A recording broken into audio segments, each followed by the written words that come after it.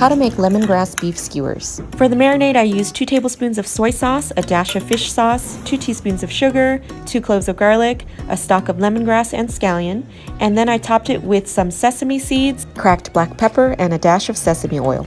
Let that marinate for at least 30 minutes, no more than 2 hours. Grill each side for about 5 minutes on medium to high heat. And be sure to brush each skewer with that extra marinade. It's going to be so flavorful and delicious. Can you smell that? Can you? Oh, so good. Just about ready to flip it over now, and look at that. I wish you could smell this. It smells amazing. I'm totally drooling right now. And that's it. Take it off the grill, top it off with some more sesame seeds and scallions, serve it with some rice, cucumbers, or any vegetables you want. It is delicious.